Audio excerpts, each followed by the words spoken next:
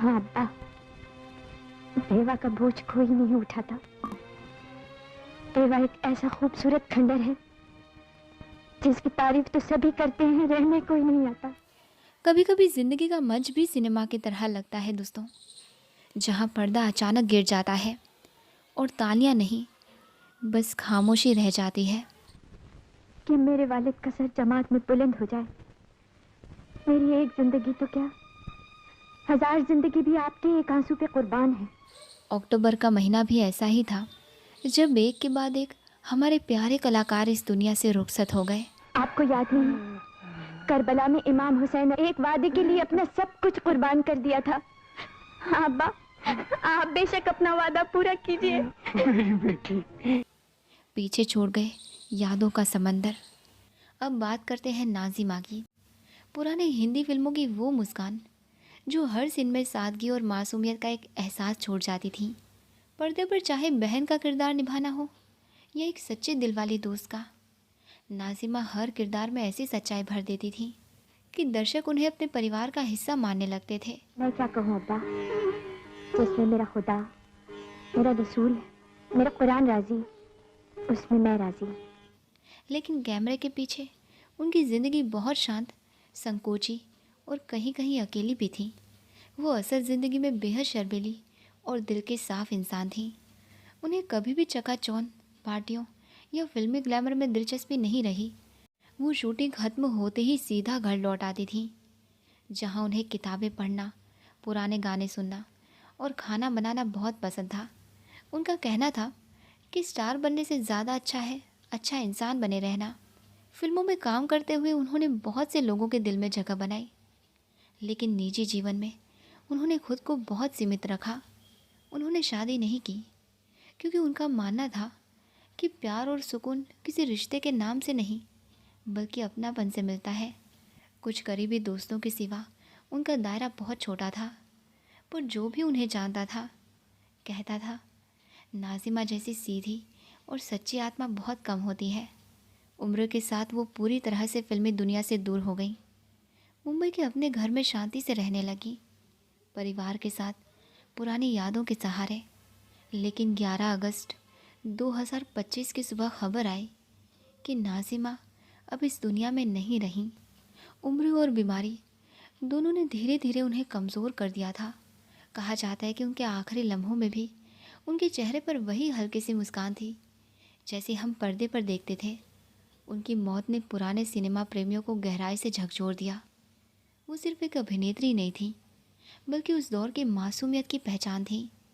आज भी जब कोई पुराने गीत बजते हैं तो ऐसा लगता है जैसे नाज़िमा अब भी वही हैं, मुस्कुराती हुई, शांत और हमेशा दिल में बस जाने वाली। सबसे पहले खबर आई सतीश शाह की, जिनकी हंसी हमेशा हमारे चेहरों पर मुस्कान ले आती थी। सारा भाई वर्वेश सारा भाई जैसे किरदारों से घर घर में पहचान बनाने वाले सतीश शाह ने जाते जाते सिखा दिया कि ज़िंदगी हंसते हंसते भी जी जा सकती है। फिर खामोशियों के बीच एक और नाम गूंजा, पंकज धीर, जिन्होंने महाभारत के कर्ण के रूप में हमारे दिलों में जगह बनाई थी। बीमारी से लंबी लड़ाई के बाद उन्होंने अलविदा कहा, लेकिन उनका गरिमामय चेहरा और अभिनय आज भी लोगों की यादों में अमर है। उसी महीने मधुमती का भी जाना सबको रुला गया। वो जिनका नृत्य हर गाने में जान डाल देता था, जिन्होंने पुराने दौर की फिल्मों को एक अलग ही चमक दी। उनकी मुस्कुराहट और अदाएं आज भी पुरानी फिल्में देखते वक्त दिल को छू जाती है। कुछ दिन बाद एक और सदमा मिला कि अभिनेता असरानी अब हमारे बीच नहीं रहे। हर छोटे बड़े रोल में जान डाल देने वाले अभिनेता असरानी ने हमें सिखाया कि असली हीरो वही होता है जो लोगों को मुस्कुराना सिखा जाए। और फिर याद आई नाज़िमा, पुरानी फिल्मों की वो मासूम चेहरा जो हर गाने में एक सादगी और शराफत लेकर आती थी। भले ही उन्होंने अगस्त में विदा ली दोस्तों, लेकिन अक्टूबर में जब एक के बाद एक सितारे टूटे तो उनका नाम भी उसी दुख भरी यादों में शामिल हो गया। अक्टूबर जैसे सिनेमा का सबसे भावनात्मक सीन रहा, जहां पर्दा गिरा लेकिन उनकी यादें, उनके किरदार और उनकी मुस्कुराहटें हमेशा के लिए अमर हो गईं। अभिनेता सतीश शाह, एक ऐसा नाम जिनकी हंसी में भी गहराई थी और अदाकारी में भी अपनापन। उनका जीवन किसी आम आदमी की तरह ही शुरू हुआ, मुंबई की गलियों में सपनों से भरी आंखों के साथ। बचपन से ही लोगों को हंसाना उनका सबसे बड़ा शौक था दोस्तों। वो दोस्तों के बीच हमेशा जोक सुनाना, नकलें उतारना और माहौल हल्का कर देना, यही उनका तरीका था ज़िंदगी जीने का। उनकी निजी ज़िंदगी हमेशा सादगी भरी रही। शोहरत और सफलता के बावजूद सतीश शाह ने कभी अपने आप को सितारा नहीं माना। वो अक्सर कहते थे, हंसी बांटना भी इबादत है। अपनी पत्नी सुहासिनी से उनका रिश्ता बहुत गहरा और खूबसूरत था। दोनों अक्सर एक दूसरे के मजाक उड़ाकर ही प्यार जताते थे। उनके घर का माहौल भी हमेशा हंसी खुशी से भरा रहता था दोस्तों। ना कोई दिखावा और ना ही कोई फालतू शान और शौकत, बस सादगी और अपनापन। सतीश शाह बहुत भावुक इंसान भी थे। अपने पुराने दोस्तों और काम करने वालों से वो बराबरी का व्यवहार करते थे। शूटिंग के बीच में भी सबको चाय पिलाना, किसी का हाल पूछना, ये उनकी आदत थी। उन्हें लोगों से बात करना, उनकी कहानियाँ सुनना और फिर उन बातों से किरदार बनाना पसंद था। शायद यही वजह है कि जब वो हंसते थे तो दर्शक सिर्फ हंसते नहीं थे, बल्कि उनके दिल में घर कर लेते थे। कैमरे के पीछे सतीश शाह बहुत शांत, संवेदनशील और पारिवारिक इंसान है। वो मानते थे कि ज़िंदगी में हर पल को मुस्कान के साथ जीना चाहिए, क्योंकि कल का क्या भरोसा। उनकी यही सोच, यही हंसी और यही सादगी अब यादों में बदल चुकी है। लेकिन जो लोग उन्हें जानते थे कहते हैं, सतीश शाह भले चले गए पर उनकी हंसी आज भी हमारे घरों में गूंजती है। अब आते हैं पंकज धीर, एक ऐसे नाम जो ताकत, इज्जत और गहराई का प्रतीक थे। हर कोई उन्हें महाभारत के कर्ण के रूप में जानता है, लेकिन उनके असली जीवन में भी वही गर्मजोशी, वही संघर्ष और वही वफादारी थी जो उस किरदार में दिखती थी। उनका जन्म मुंबई में हुआ और उन्होंने अपने करियर की शुरुआत संघर्ष के दिनों से की। छोटे छोटे रोल, इंतज़ार और बड़े सपनों के साथ, पर दिल के बहुत सच्चे और ज़मीन से जुड़े इंसान थे। पंकज धीर की निजी ज़िंदगी परिवार के इर्द गिर्द ही घूमती थी दोस्तों। उनकी पत्नी पम्मी धीर उनके हर सुख दुख में साथ रहीं। उनके बेटे निकेतन धीर भी उनके नक्शे कदम पर चले और फिल्मी दुनिया में नाम बनाया। लेकिन पंकज धीर हमेशा कहते थे कि नाम से ज़्यादा ज़रूरी है किरदार। वो एक सख्त पिता थे, लेकिन अंदर से बेहद भावुक थे। परिवार के लिए उन्होंने हर सुख दुख में खुद को ढाल दिया। कहा जाता है दोस्तों कि उन्हें बागवानी और शांति बहुत पसंद थी। जब शूटिंग नहीं होती थी तो अपने फार्म हाउस पर जाकर मिट्टी में काम करते थे, पौधों से बातें करते थे। उनकी ज़िंदगी का असली सुकून यही सादगी थी। दोस्तों के बीच वो कम बोलने वाले लेकिन दिल से जुड़े इंसान थे। लेकिन अक्टूबर 2025 ने सबको झकझोर दिया जब खबर आई कि पंकज धीर अब इस दुनिया में नहीं रहे। कैंसर से वो लंबे समय से लड़ रहे थे दोस्तों, पर कभी चेहरे पर दर्द नहीं दिखाया। हमेशा वही मजबूत मुस्कान, वही गरिमामय शख्सियत। आखिरी दिनों में भी उन्होंने अपने परिवार से यही कहा था, मुझे याद रोकर मत करना, मुस्कुरा कर करना। उनकी मौत ने ना सिर्फ उनके परिवार को बल्कि पूरी इंडस्ट्री को तोड़ दिया।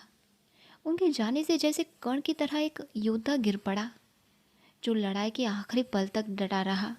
आज भी जब लोग उन्हें याद करते हैं तो कहते हैं, कुछ लोग जाते नहीं, बस पर्दे के पीछे चले जाते हैं। अब आती है मधुमती, वो नाम जो पुराने दौर की फिल्मों में चमक की तरह दिखाई देती थी। नृत्य की नज़ाकत, चेहरों की मुस्कान और दिल की सादगी का सुंदर मेल। पर पर्दे की चकाचौंध के पीछे उनकी ज़िंदगी उतनी आसान नहीं थी। असली ज़िंदगी में मधुमती बहुत सीधी, भावुक और अकेली सी महिला थी। उन्होंने फिल्मी दुनिया में कदम बहुत ही कम उम्र में रखा था, लेकिन हर कदम पर संघर्ष किया। उनकी मेहनत, उनकी लगन और कला के प्रति समर्पण ने ही उन्हें एक पहचान दी। मधुमती का दिल बहुत बड़ा था दोस्तों। वो हमेशा दूसरों की मदद करती थी, चाहे पैसे से हो या सिर्फ एक मुस्कान से। उन्हें संगीत से, बारिश से और पुराने दोस्तों से बात करना बहुत पसंद था। शादीशुदा ज़िंदगी उतनी खुशहाल नहीं रही। कहा जाता है कि उन्होंने बहुत कुछ सहा पर किसी से शिकायत नहीं की। उनके करीबी बताते हैं कि वो अक्सर कहती थी, जो काम चला गया उसे जाने दो, ज़िंदगी ठहरनी नहीं चाहिए। उम्र बढ़ने के साथ मधुमती ने धीरे धीरे लाइमलाइट से दूरी बना ली। वो मुंबई के अपने घर में शांत जीवन जी रही थी, फिल्मों से दूर लेकिन यादों से घिरी हुई। उन्हें पुरानी तस्वीरें देखना, पुराने गाने सुनना और अपने ज़माने की बातें करना बहुत अच्छा लगता था। उनके घर आने वाले लोग कहते थे कि आज भी उनकी आंखों में वही चमक थी जो स्क्रीन पर दिखाई देती थी। लेकिन 15 अक्टूबर 2025 की शाम को सबको रुला गई। लंबी बीमारी के बाद मधुमती ने इस दुनिया को अलविदा कहा। चाहते चाहते भी उनके चेहरे पर वही शांति थी जो हर डांस मूव में झलकती थी। कोई शोर नहीं, बस एक खामोश विदाई, जैसे कोई गीत धीरे धीरे ख़त्म होता है। उनके जाने के बाद पुराना सिनेमा थोड़ा और सुना हो गया। आज भी जब पुराने गाने बजते हैं और कोई ग्रेसफुल स्टेप नज़र आता है तो दिल कह उठता है। अब बात करते हैं अभिनेता असरानी की। वो इंसान जिनकी हंसी ने लाखों चेहरों पर मुस्कान लाई, लेकिन जिनकी अपनी ज़िंदगी में भी कई अनकही कहानियाँ छिपी रहीं। असली नाम उनका गोवर्धन असरानी था और उनका जन्म जयपुर में हुआ था। बचपन से ही उनमें कला बसती थी। कभी स्कूल में नाटक करते तो कभी दोस्तों की नकल उतार कर सबको हंसा दे। लेकिन यही हंसने वाला लड़का ज़िंदगी में बहुत गहरी सोच रखता था। मुंबई आने के बाद उनका सफ़र आसान नहीं रहा। कई बार वो ऑडिशन में रिजेक्ट हुए, कई रातें अकेले गुजारी, पर चेहरे की मुस्कान कभी नहीं गई। उन्हें पता था कि हंसी सिर्फ लोगों के लिए नहीं, अपने लिए भी ज़रूरी है। धीरे धीरे फिल्मों में छोटे रोल मिले और फिर शोले के उस मशहूर जेलर वाले सीन ने उन्हें हमेशा के लिए अमर कर दिया। लेकिन पर्दे के पीछे असरानी बेहद संवेदनशील और भावुक इंसान थे। अपनी पत्नी मंजू असरानी से उनका रिश्ता बेहद प्यारा था। दोनों अक्सर साथ में हंसी मजाक करते और कहते, हमारी शादी भी एक कॉमेडी स्क्रिप्ट जैसी है, बस थोड़ा थोड़ा ड्रामा असली है। उनके कोई बड़े शौक नहीं थे, बस सुबह की चाय, अखबार और परिवार के साथ बैठकर बातें करना ही उनका सुकून था। उम्र के आखिरी सालों में असरानी कम नज़र आने लगे, लेकिन उनकी मुस्कान वही रही। वो अक्सर कहते थे, जब मैं चला जाऊंगा तो लोग मुझे रोकर नहीं, हंसकर याद करें, यही मेरी जीत होगी। फिर आया वो दिन, 20 अक्टूबर 2025, जब हिंदी सिनेमा का ये प्यारा चेहरा हमेशा के लिए शांत हो गया। लंबी बीमारी के बाद उन्होंने इस दुनिया को अलविदा कहा। इंडस्ट्री और दर्शक दोनों सदमे में थे दोस्तों, क्योंकि असरानी का जाना जैसे हंसी की एक पूरी किताब का बंद हो जाना था।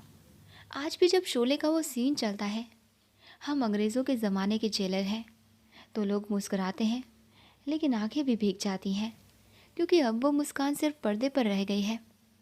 असल ज़िंदगी का वो इंसान जो सबको हंसाकर खुद चुपचाप चला गया।